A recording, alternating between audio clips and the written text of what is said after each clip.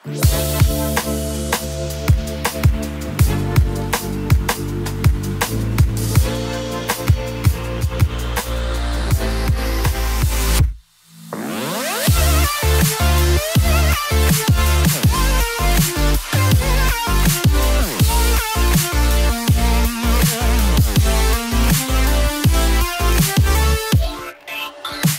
adalah Honda BR-V, tapi bukan BR-V varian Prestige Honda Sensing yang dulu pernah kita review. Ini adalah BR-V variannya atau varian tengahnya. Jadi BR-V ACVT ini harganya waktu launching masih di bawah 300 juta. Bedanya lumayan jauh tuh sama yang varian paling atas, hampir 40 juta. Tapi bedanya apa aja sih sama yang varian Prestige Honda Sensing? Buat detail ya, simak di 10 hal pertama dari Honda BR-V A.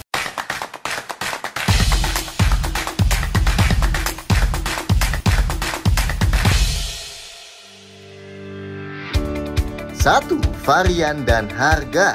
Kayak yang tadi kita bilang, BR-V varian E ini yang bertransmisi CVT harganya masih tepat banget di bawah 300 juta. Sedangkan varian Prestige with Honda Sensing yang pernah kita videoin sebelumnya harganya 40 juta lebih mahal. Kita urutin dulu ya variannya. Paling bawah ada S manual yang harga on the road Jakartanya 275 jutaan.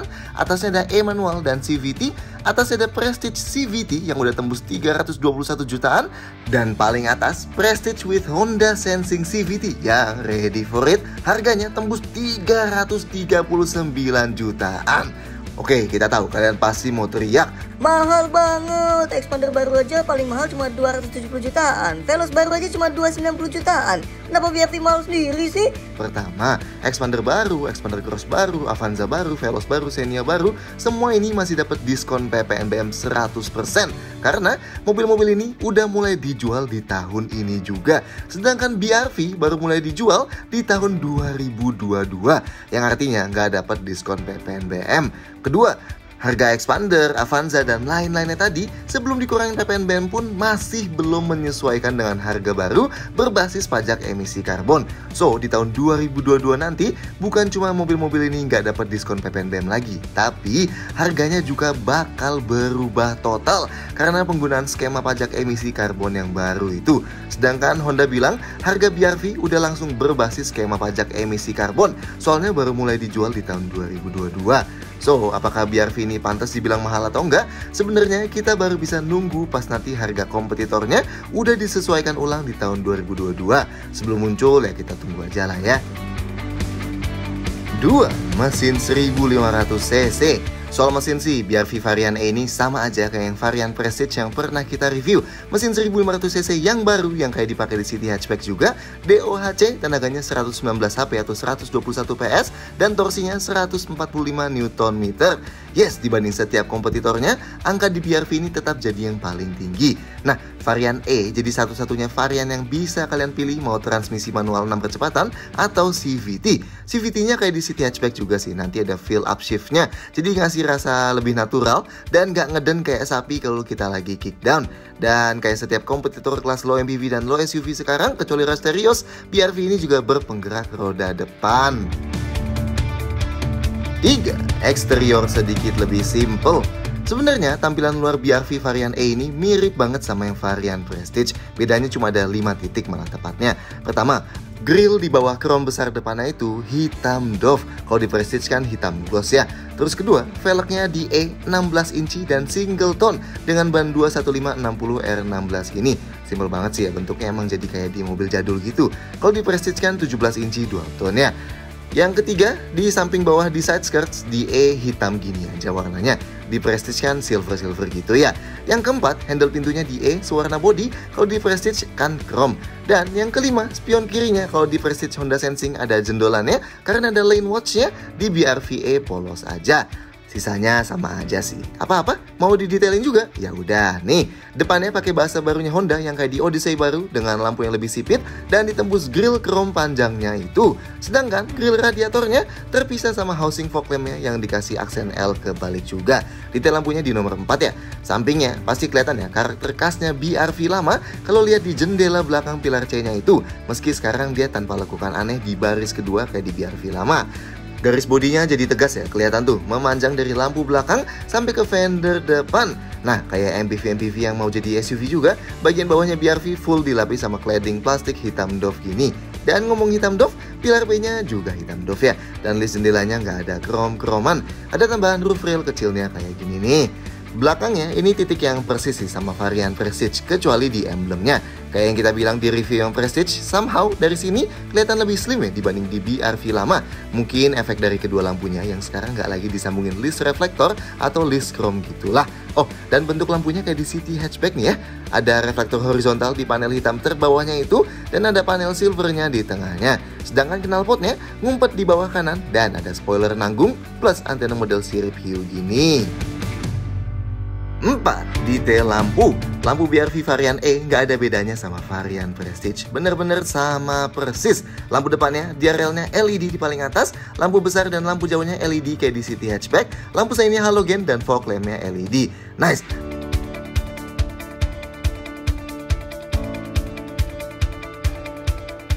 Lampu belakangnya, lampu malam dan lampu remnya LED. Cuman sayang lampu remnya nggak bisa kita tunjukin soalnya di disconnect nih di sini. Sedangkan lampu sein dan lampu mundurnya halogen ya.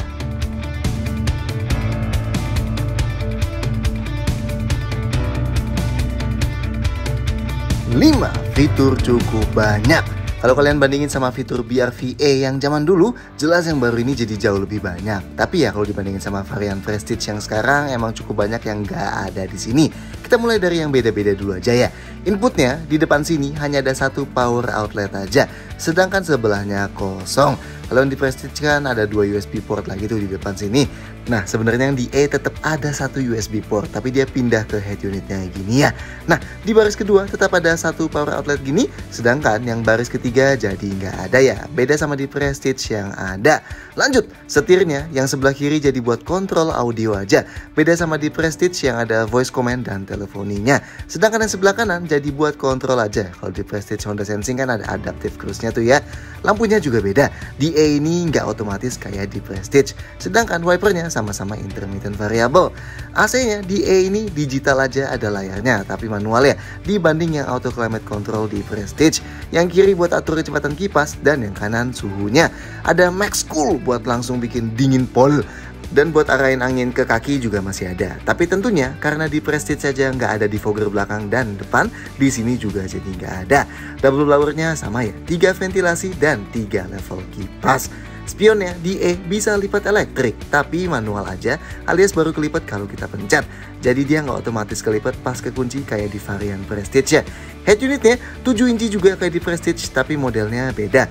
Framenya doff gini, ada tombol fisikal di sebelah kanan, dan tetap ada Apple CarPlay dan Android Auto yang disambung pakai kabel ya. Jadi kita bisa buka aplikasi kayak Google Maps, Waze, Apple Music, Spotify, dan lain-lain.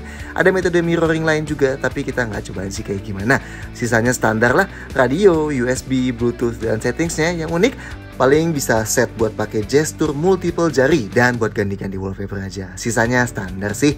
MID-nya 5 inci full color juga kayak di Prestige, tapi bedanya nggak ada indikator active safety-nya dan ada beberapa settings yang hilang. Ada indikator pintu individualnya, terus bisa atur brightness pakai tuas kecil di atas kanan. Isi MID-nya cukup komplit meski emang agak complicated sih ya. Pertama, ada info sisa jarak berkendara, konsumsi rata-rata dan konsumsi real time. Ada waktu yang ditempuh udah berapa lama dan kecepatan rata-ratanya berapa. Dan kedua ini bisa diganti ya data dari trip A atau trip B.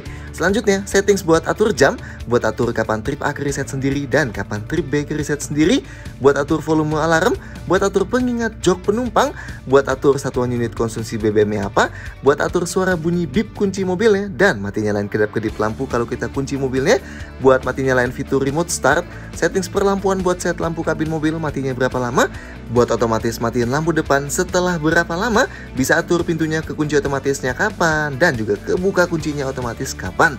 Mati nyalain walkaway lock, atur kekunci balik lagi kapan kalau udah dibuka kuncinya tapi pintunya nggak dibuka-buka. Dan terakhir bisa atur beberapa indikator yang mau ditampilin di MID apa aja. Sisanya sama nih kayak yang di varian Prestige. Di varian E ini juga udah dapat remote engine start. Jadi kita bisa nyalain mesin mobilnya dari luar mobil cuma pakai remote-nya aja. Cukup klik tombol kunci dan klik plus tahan tombol paling bawah ini sekitar 5 detik dan nanti mesinnya nyala. Dan AC-nya juga bakal ikut nyala. Jadi kita bisa panasin mesin dan dinginin kabin mobilnya sebelum kita masuk ke mobil dulu. Mesinnya bakal mati lagi kalau nggak kita samperin setelah nyala 10 menit. Atau bisa klik tombol yang di bawah lagi buat matiin lagi. Dan mobil juga masih dalam keadaan terkunci ya pas kita remote start. Jadi tetap butuh orang buat bawa kunci kalau kita mau jalanin mobilnya. Oke lah, ada passive keyless entry, kuncinya kayak gini nih. Jadi kalau mobilnya kita kunci, remote-nya tinggal dikantongin aja, deketin mobilnya dan kita tinggal grab bagian dalam handle pintunya ini dan kuncinya kebuka. Kalau mau kunci lagi, tinggal klik tombol hitam di handle-nya ini aja. Tentunya ada tombol start stop mesin. Ada walkway lock juga nih, jadi kalau kita habis matiin mesin mobil, pas kita tutup pintu driver dan menjauh dari mobilnya sambil bawa kuncinya, mobilnya bakal otomatis kekunci sendiri. Jadi kita bisa nggak usah klik tombol apa-apa buat kunci mobilnya. Mantap! Dan ini bisa dimatiin dari MID-nya ya. Dan jendela yang auto up down cuma sisi driver aja. 6. Safety cukup. Oke, kalau di varian tertinggi yang kita videoin sebelumnya, fitur keselamatannya termasuk impresif karena ada fitur safety aktif yang disebut Honda Sensing-nya. Well, di varian E ini nggak ada ya. Di sini fitur safety-nya termasuk cukup aja. Airbag-nya dulu, di varian E ini ada 4 ya. 2 airbag depan dan 2 airbag samping yang ada di samping jok depan. Jadi dia kehilangan 2 airbag pilar yang ada di varian Prestige. Tapi ini aja udah lebih baik dibanding Expander atau XL7 lah. Lanjut, rem depannya cakram ventilasi, tapi sayangnya rem belakangnya masih teromol. Sistem rem ABS, EBD, dan brake assist tentunya komplit ya. Stability control juga tetap ada nih. Bahkan ini sebenarnya ada dari varian S segala loh. Oke juga ya, ada hill start assist juga yang bisa nahan mobilnya di tanjakan beberapa detik pas kaki kita pindah dari pedal rem ke pedal gasnya. Sensor parkir di belakang ada 4 titik nih. Meski modelnya masih yang belum terintegrasi sih ya, jadi lebih nonjol-nonjol gini. Kamera mundur juga ada, cuman sayangnya karena rem di unit ini lagi di nonaktifin, jadi kita nggak bisa masuk gigi mundur buat lihat gambarnya. Dan ada dudukan ISOFIX buat jok bayi di baris kedua. 7. Interior lebih simple.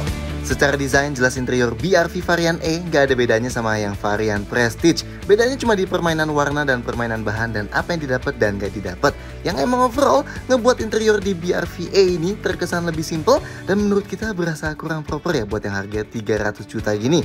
Beda yang pertama, warna dashboard dan jok BRV E ini emang warna hitam juga, tapi warna pilar dan plafonnya jadi abu-abu muda gini. Nah, menurut kita sih malah ngasih efek lebih lega ya. Tapi ya orang Indonesia sekarang kayaknya banyak yang lebih suka kalau full hitam biar lebih sporty. Mungkin keluarga sporty kali. Lanjut, yang di dashboard sebelah kiri di BRV E yang panel pancangnya itu jadi pakai warna silver dan tengahnya hanya plastik polos saja. Kalau di BRV Prestige kan piano black dan tengahnya dikasih lapis kulit-kulitan tuh. Begitu juga di setirnya. Di varian E ini lebih polos karena lingkarnya nggak dilapis kulit. Dan tema ini berlanjut sampai ke pintu. Di BRV E ini tengahnya sama sekali nggak dikasih lapisan kulit atau kain apapun. Dan begitu juga sandaran tangan di pintunya. Full plastik semua. Jadi terkesan jauh lebih sederhana ya dibanding di Prestige yang ada kulit-kulitannya. Begitu juga yang di pintu belakangnya sama polosnya, full plastik semua. Dan juga dia tanpa list silver ya di bagian atasnya. Oh, dan persis di tengah dashboardnya kita kurang suka nih. Meski panel piano blacknya dipertahankan, tapi kenapa head unitnya harus dibuat doff gitu ya frame-nya. Jadinya agak kurang nyambung dibanding di Prestige yang full gloss gitu. Tapi ya minimal, meskipun di BRV E ini USB port yang di bawah dihilangkan, tapi nggak disisain spot kosong gitu. Jadi bener-bener dicabut dan bikin lebih polos gini overall. Oke lah. Lanjut, jok di varian E pakai bahan kain ya. Warnanya juga tetap hitam. Nah, yang di baris kedua, ubahan joknya lebih banyak. Selain bahannya jadi kain juga, di tengahnya jadi nggak ada armrestnya. Makanya kelihatan lebih polos. Oh, dan di balik jok depan juga, yang di sebelah kanan jadi nggak ada kantongnya tuh. Sedangkan yang kiri tetap dengan 3 kantong gini. Nah, jok paling belakang sama ya dengan model flat folding 50-50. Cuma dengan bahan kain aja. Oke, detailnya juga banyak yang beda nih. Sun visornya misalnya, di varian E ini cuma yang sebelah kiri aja yang ada kacanya. Dan itu pun tanpa cover atau lampu kayak di varian Prestige. Yang sebelah kanannya polos aja kosong. Lampu kabin depan, kalau di Prestige ada 2, di E cuma 1 halogen gini aja. Sedangkan lampu kabin tengah sama ya, tetap 1 halogen. Pegangan tangannya juga beda nih. Yang depan di E cuma ada di penumpang depan aja, yang driver kosong dibanding di Prestige yang ada di driver juga. Yang tengah sama-sama model lipat dan ada gantungan baju di yang sisi kanan aja. Nah, yang baris ketiga, di varian E gak ada pegangan tangannya sama sekali. Kalau di Prestige kan masih ada tuh ya. Sedangkan spion tengah sama ya, model day and night manual. Alias kalau silau tinggal dicetekin aja. Gimana menurut kalian? Kalau dari segi interior aja, apakah varian E ini udah cukup atau mending loncat ke Prestige sekalian? 8. Konfigurasi jok. Oke, sekarang kita cobain masuk dan duduk ya. Pintu depannya masih agak mirip sama BRV lama sih, termasuk cukup ringan di kelas ini kalau dibanding sama Expander gitu. Ya mirip-mirip Veloz baru lah. Sedangkan sudut bukanya termasuk lebar dan buat napak ke dalamnya jadi berasa lebih tinggi dibanding di BRV sebelumnya. Masih cukup gampang sih, tapi dibanding naik ke Expander Cross atau Rush Terios. Posisi duduknya kalau kita set ke yang paling rendah sebenarnya termasuk cukup rendah dibanding low SUV lainnya kayak Expander Cross atau Rush Terios gitu. Tapi ini malah menurut kita ngasih feel bergendara yang lebih ergonomis dibanding tinggi berlebihan gitu. Dan visibilitas keluar termasuk sangat baik sih, meskipun gak sejelas dari Expander ya.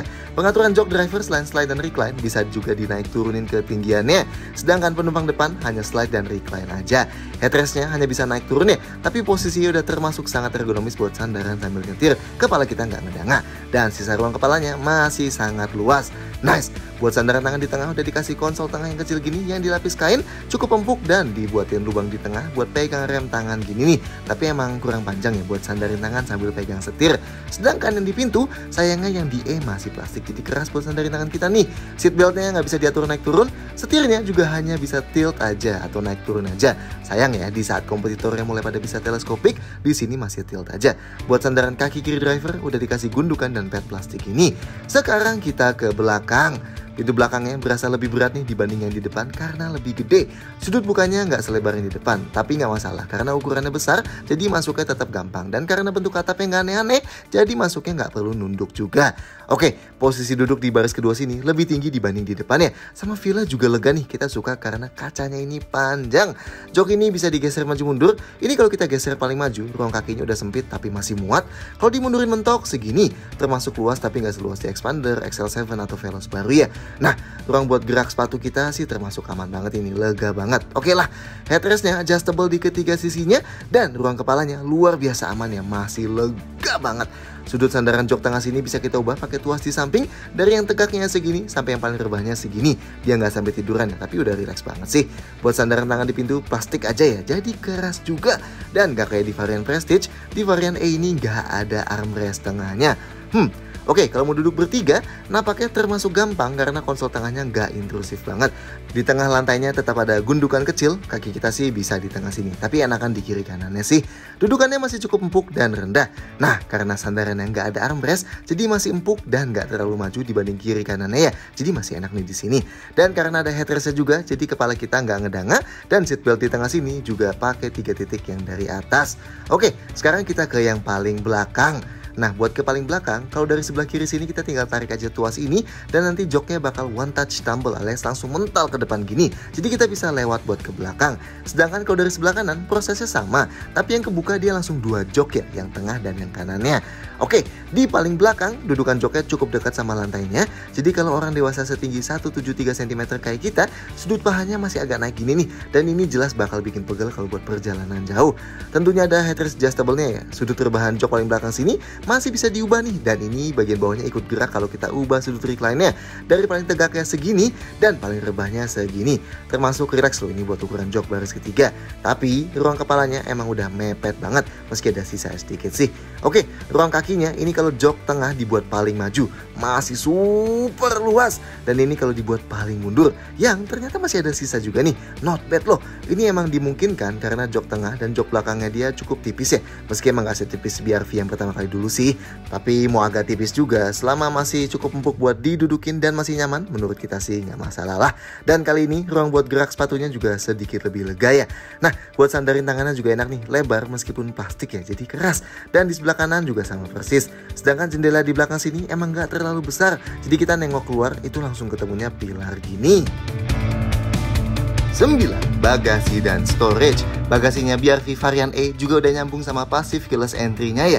Jadi kalau mobilnya kita kunci, remote-nya tinggal kita kantongin aja, deketin mobilnya dan klik tombol yang panjang ini. Dan pintu bagasinya kebuka, plus kunci semua pintu lainnya ikut kebuka juga. Ini bagasinya kalau semua jok lagi dibuka. Oke, detailnya ya. Bibirnya luas dan mengotak, dia cuma menyempit di bagian paling atasnya aja nih, gak masalah. Yang penting bawahnya lebar biar bisa masukin barang yang besar. jarak bibir bagasi dari tanah sekarang jadi lebih tinggi ya, karena overall ground clearance-nya naik, jadi buat angkat barang berat banget dari bawah sedikit lebih PR. Enaknya jeda lantai dari bibirnya rendah banget nih, jadi kalau kita keluarin barang dari dalam, angkatnya nggak sulit-sulit. Oke, di sebelah kiri nggak ada apa-apa, di sebelah kanan ada tempat buat toolkit nih. Nah, lantainya ini unik nih, tapi sebelumnya di bawahnya sini ada tempat buat turunin ban serepnya. Ban serepnya sendiri ada di bawah mobilnya ya. Oke, lantainya ini yang bisa kita lepas, jadi kita bisa bikin dia naik ke posisi yang lebih tinggi gini. Nah, kalau lagi kayak gini kita bisa naruh barang kecil yang nggak bakal kelihatan dari luar, jadi diumpetin ya.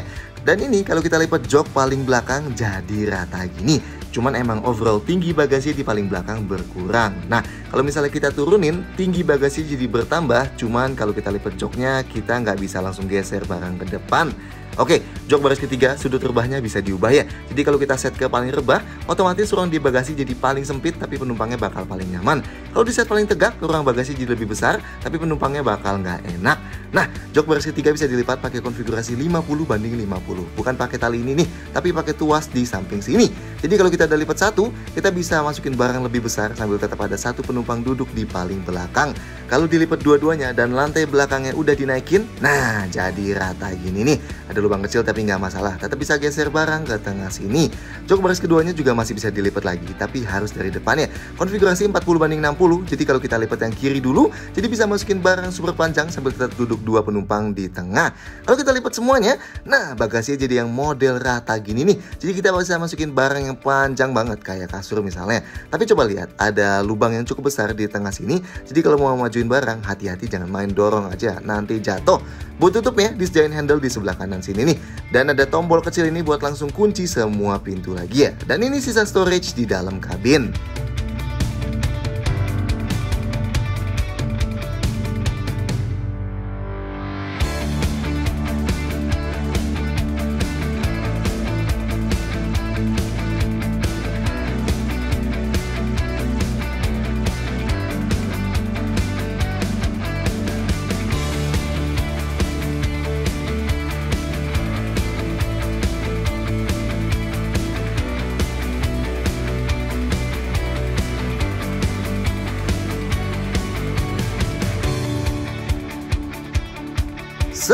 Detail-detail lain. Oke, BRV-A ini sama kayak BRV yang Prestige juga, langsung dirakit lokal ya di pabrik Honda Indonesia di Karawang. Nice. Nah, kalau kita buka kap bensin ya, ada tulisan buat pakai bensin minimal RON 90. Jadi kita masih bisa pakai bensin kayak Pertalite, Shell reguler atau BP 90. Tapi tentu yang pakai spek di atasnya kayak RON 92 juga bisa lah ya. Detail soal platformnya nih, bodinya sekarang dibuat jadi lebih rigid karena pemakaian high strength tensile steel yang sekarang naik jadi 24%. Dan struktur pilar C, pilar D, dan bagian belakangnya dibuat lebih kuat. Nah, buat nambah lebih nyaman juga, bahkan ada bantalan pengurangan getaran tambahan di kursi. Buat ngurangin tembusnya suara mesin juga, sekarang ada penyempurnaan penutup kepala mesin, kemampuan cover uretan yang ditingkatkan, side mounted dengan modul dinamis, dan peningkatan trans mounting dan dudukan torsion bar yang disempurnakan buat bisa ngurangin getaran. Terus buat ngurangin overall suara yang masuk juga, jadi ada peningkatan sistem insulasi di spakbor belakang, cover bawah, dan kap mesin. Dan ada spray foaming tambahan yang klaimnya bisa ningkatin kedap udara kabin lebih dari 60% dibanding BRV sebelumnya. Tapi ya semua ini cuma teori sih, sebelum kita bisa tes lengkap ya, kita tunggu aja nanti. Jika menurutkan soal Honda BRV varian A ini, silahkan sampai komentar di bawah, klik like dan jangan lupa subscribe channel kami untuk video-video lainnya. See you next time.